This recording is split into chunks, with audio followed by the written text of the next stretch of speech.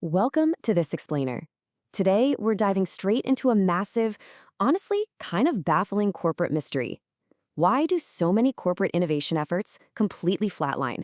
And more importantly, how can you build a bespoke strategy to actually make it work for your business?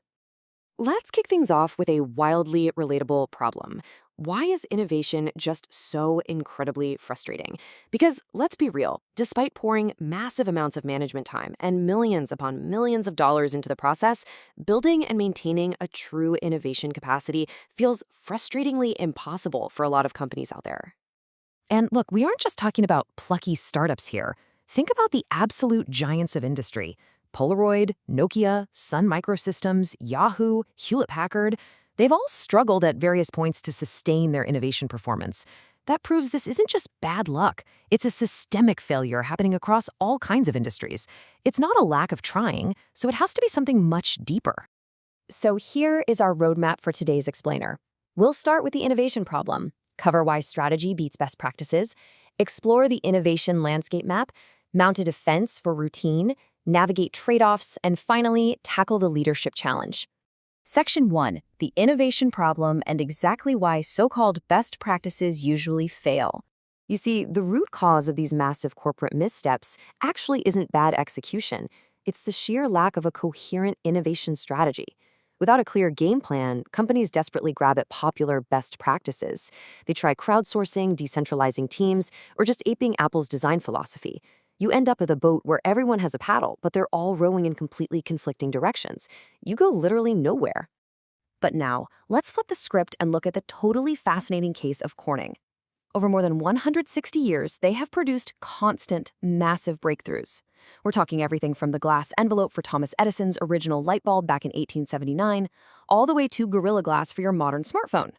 How on earth did they achieve this without just constantly chasing modern fads?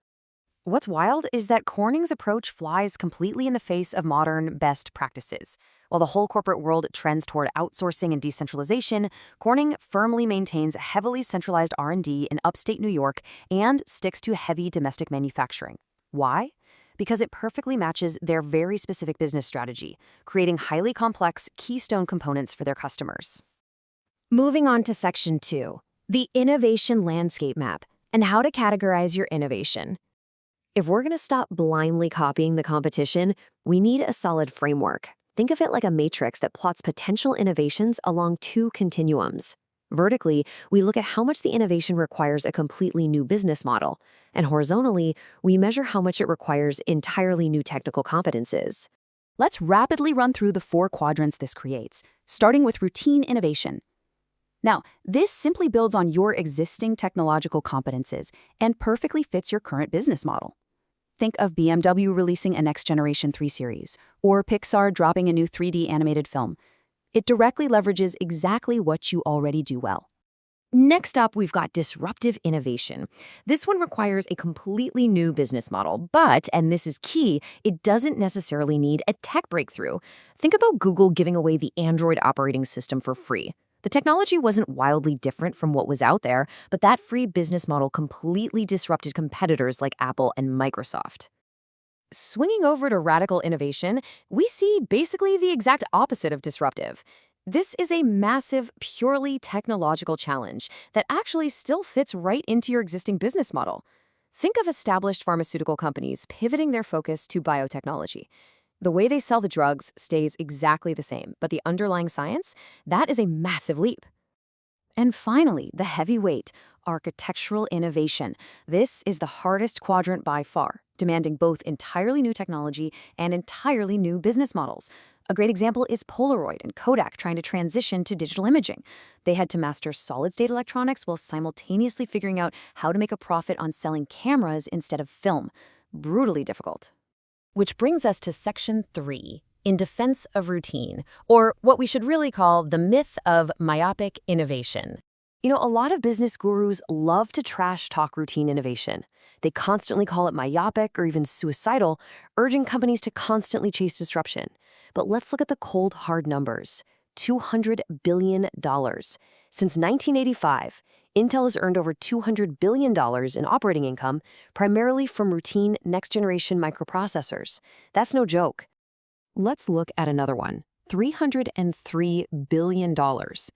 People love to criticize Microsoft for just milking old tech, right?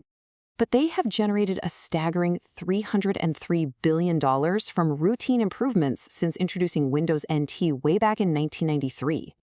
And check this out, $190 billion.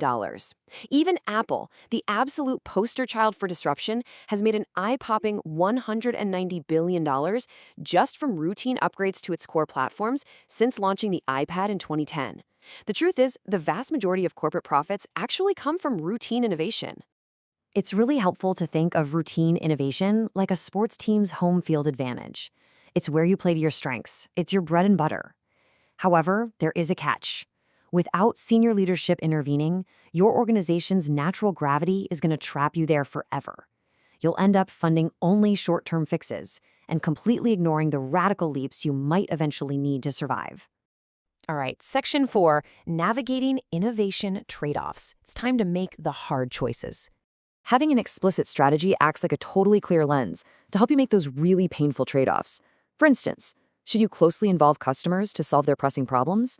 That's demand pull, which Corning uses, but it limits you strictly to the boundaries of your customer's imagination. Or do you invent the technology first? That's supply push, like Texas Instruments did with the integrated circuit. But the huge risk there is inventing a brilliant product that has absolutely zero market demand. Even the universally popular buzzwords have serious hidden trade-offs. Take crowdsourcing, for example. It sounds amazing, right? Exploit a vast universe of diverse problem solvers. But it comes with a major catch. It requires a system made of highly independent, modular parts and extremely cheap testing.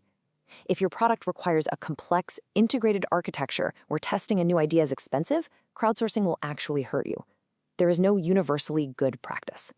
This brings us to our final section, Section 5, the Leadership Challenge and how to orchestrate the entire system. Because innovation literally cuts across every single function in the company, R&D, sales, marketing, finance, the whole shebang, only the absolute most senior leaders can orchestrate this complex system. So what do they actually need to do? Leadership must execute 4 critical steps. 1. Define exactly how innovation creates value for your specific customers. 2. Create a high-level resource allocation plan. 3. Manage those painful trade-offs we just talked about. And 4.